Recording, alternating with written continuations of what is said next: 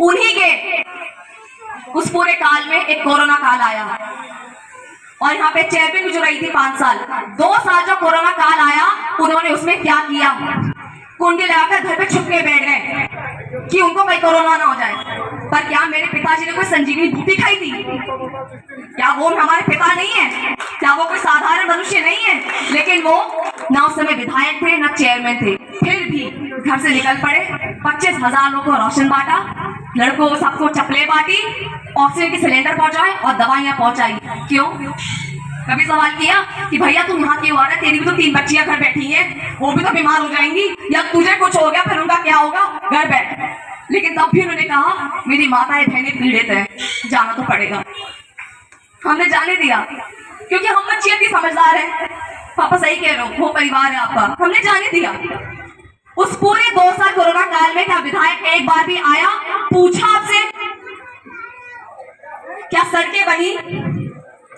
क्या पानी की व्यवस्था भी की? आज आप लोग एक एक बूंद पानी की तरस रहे हैं। क्या आपने इसीलिए उनको चेयरमैन बनाया था? क्या आपने इसीलिए उनको विधायक बनाया था कि आज आप सब, आप खुद देखिए आज आप यहाँ क्यों बैठी हैं? क्योंकि आपकी खुद समस्याएं हैं। बिना दुख पीड़ा के आप यहाँ नहीं बैठी हैं।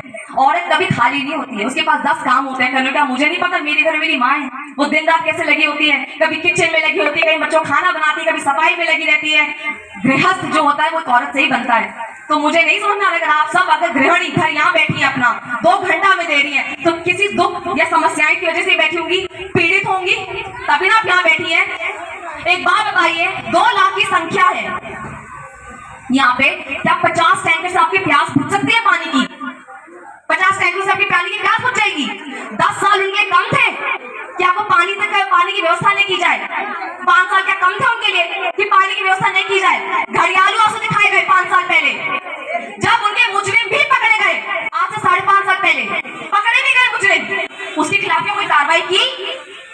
कुछ कार्रवाई की नहीं। आज फिर आ गई है वोट दे दो। अरे कोई एक जवाब तो बोले कि क्यों वोट चाहिए? न्याय चाहिए ना, न्यायपालिका में जाओ। भारत के संविधान ने न्यायपालिका भी बनाई है, आप न्यायपालिका पहुंचिए, न्याय मांगिए। मुजरिम पकड़े गए हैं, आप वहां भी नहीं पहुंच रही है, वोट क्या मांग रही है आप? आपने किया क्या खोड़ा के लिए? सिर्फ खोड़ा से लालच? खोड़ा को प्रेम कभी दिया है? खोड़ा को अपनाया है कभी? कहते हैं हमें तो खोड़ा में रहती, मैं तो खोड़ा की बेटी हूँ। उन्हें बताइए, धर्म और कर्म का रिश्ता बहुत बड़ा होता है। वो धर्म का रिश्ता मेरे पिता ने बनाया, वो आपके धर्म से बेटे भी बने और भाई भी बने हैं। और कर्म का रिश्ता ऐसे बना है कि आपके लिए कुछ रिश्ता ना होते हुए उन्होंने सारे कर्म किए हैं, क्योंकि उनके लिए माँ बहनें सबसे आती है, सर्वश्रेष्ठ होती है। वो हम बेटियों को पता है ना कि वो माँ बहनों को कितना बड़ा दर्जा देते हैं। आप एक बात बताइए, आप सबकी बेटियां पढ़ने कहाँ जाती हैं? बच्चे खोड़ा से बाहर। आप सब चाहते हैं कि बच्चे पढ़ लिख के अच्छे इंसान बन जाए, शिक्षित बने, उनका अच्छा भविष्य बने। सुनहरे भविष्य के लिए अपने बच्चों को दिल्ली भेजते हैं, दूर दूर गाजियाबाद के स्कूल भेजते हैं। क्या उनसे इतना भी नहीं हुआ कि वो एक यहाँ पे विद्यालय खोल दे अपने बच्चों के लिए? क्या शिक्षा कोई महत्व नहीं है? उनकी नजरों में नहीं है, क्योंकि वो अशिक्षित है। जो अनपढ़ है उसके लिए शिक्षा क्या महत्व? कुछ भी नहीं। क्या उनसे इतना नहीं हुआ कि एक अस्पताल ही बना दे यहाँ पे? मेरे पिता ने एक जगह भी छोड़ के अस्पताल के, आज देखिए वहां पे क्या है, कूड़े का ढेर। उनसे अस्पताल ही बनाया गया, और आज आप लोग कहाँ जाते हैं? अस्पताल के बाहर। आप एक बात बताइए, जब आप बीमार होते हैं आप सब क्या चाहते हैं? एक अच्छे अस्पताल में जाए जो पढ़ा लिखा डॉक्टर को इलाज करे, या कोई अनपढ़ इलाज करे? कभी आप किसी अनपढ़ से इलाज कराएंगे? नहीं, क्योंकि भय बैठ जाएगा कोई गलत इलाज ना कर दे। तो ऐसे ही ये घोड़ा को आपने किसी अनपढ़ के हाथ कैसे सौंप दिया? क्या वो अनपढ़ ये घोड़ा चला पाएगा? आप खुद सोचिए, आपके 5 साल को मिला क्या? भय, भ्रष्टाचार, तिरस्कार, पानी की महामारी और त्राही। इसके अलावा घोड़ा में मिला क्या? आप ये देखिए, ईश्वर का सीधा सीधा आपको एक हिंट दे रहे हैं। जैसे जिस दिन हमें चुनाव चिन्ह मिला, उस दिन से स्वयं इंद्र देव पधार पड़े। आज से पहले आपने कितने महीने, कौन से मई के महीने में आपने बारिश देखी है? आज से पहले आपने कहाँ देखी बारिश? ये तो ईश्वर भी कुछ आपको संदेश देना चाह रहे हैं ना, कि जिसके पास नल है वही आपके लिए जल लाएगा। आप खुद सोचिए, आप ईश्वर के संदेश को तो नहीं नकार सकते। और वो ईश्वर का ही संदेश था कि बारिश इतनी तेज की कि नाली का पानी भी आपको देखिए, कहेगा आपके चाचा फुट के आपके घुटने तक पहुंच गया, आपको वो भी पता लग गया। आज आपके घर के बाहर क्या है? क्या अच्छी सड़कें हैं? नहीं, कूड़ों का ढेर, जब दुनिया भर की मक्खियां भिनभिनाती रहती हैं। आप खुद सोचिए आप क्या चाह रहे हैं। ये जो 5 साल है, क्या कोई मामूली 5 साल आने वाले? ये आपका भविष्य है, आपके बच्चों का भविष्य है। ये कोई मामूली चुनाव नहीं है, ये घोड़ा का चुनाव, ये मेरा चुनाव, ये किसी का चुनाव नहीं है। ये आपके भविष्य की बात है। यहाँ आपको चुनना है, आपको चुनाव करना है आपके अपने प्रतिनिधि का, कि आप कैसा भविष्य दिखना चाहते हैं अपने बच्चों के लिए। एक बार अपने बच्चों की आंखों में आंख आके देखिए और बोलिए कि आप जो भी फैसला करते हैं, जो आपने 5 साल पहले फैसला किया, क्या उनके हित में किया? एक बार आप डाल के देखिए, सच सच बताइए अपने बच्चों की आंखों में देख के कि जो आज से 5 साल पहले आपने फैसला लिया, जिसको आपने चेहरे बनाया, क्या आपका वो सही फैसला था? क्या उन बच्चों के हित में था? क्या आप उन्हें जवाब दे पाएंगे? क्या आप उनसे आंख मिला पाएंगे? मैं दावा करती हूँ आप नहीं मिला पाएंगे, महादेव की कसम आप नहीं मिला पाएंगे। ये मुझे पता है। हम इस चुनाव में नहीं आना चाहते थे, क्योंकि आज से 5 साल पहले एक एक गली घूम कर गई हूं मैं, पैर में छाले पड़ गए, एक एक कुंडी खटखटाई है मैंने बोलते हुए।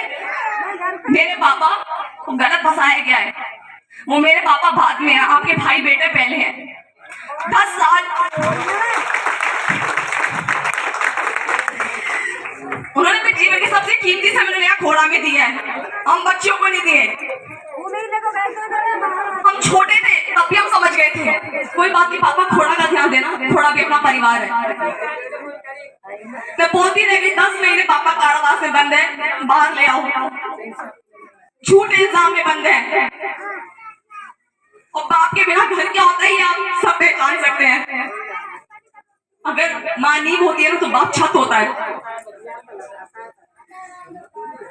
देर से ही सही लेकिन सच आया आप सबके सामने, देर से ही सही आप सबके सामने सच आया। तो आज आपके पास वो समय है, ये कोई मामूली चुनाव नहीं है, ये युद्ध है और आप सब योद्धाएं हैं। आपको उतरना पड़ेगा, आपको न्याय दिलाना पड़ेगा अपने मतदान के जरिए। आपको अपने लिए अच्छा भविष्य चुनना पड़ेगा, अपने बच्चों के लिए चुनना पड़ेगा। आपको विकास चुनना है, आपको उन्नति चुनना है, आपको सत्य जिताना है। सत्यमेव जयते। मैं आप सबसे यही कहना चाहती हूँ कि इस 11 तारीख को आप नल की टोटी पे मोहर लगा के मोहिनी शर्मा को विजय बनाएं और उन्हें बताएं कि खोड़ा जाग चुकी है, खोड़ा की माताएं बहनें ने ठान लिया है किस न्याय होगा और न्याय वो खुद करेंगे और खोड़ा में भी विकास होगा।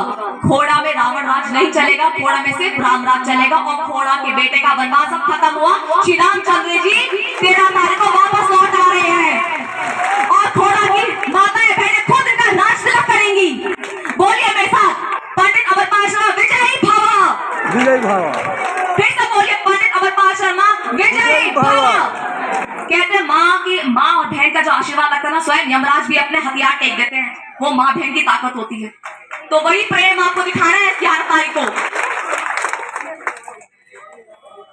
पहले मतदान, फिर कोई जलपान और फिर मैं वापस यहाँ आऊंगी सिर्फ आपको शुक्रिया करने के लिए। थैंक यू हमें न्याय दिलाने के लिए। आंटी जी आपने बात कही थी, आपने एक बात कहा था कि यहाँ अस्पताल नहीं है। आंटी जी मतलब यहाँ पे राशन नहीं है, यहाँ सिलेंडर नहीं है। मैं आपसे बस आराम से पूछना चाहती हूँ, जब आप बीमार होती हैं आप अस्पताल में डॉक्टर को ढूंढते हैं या अस्पताल के मालिक को?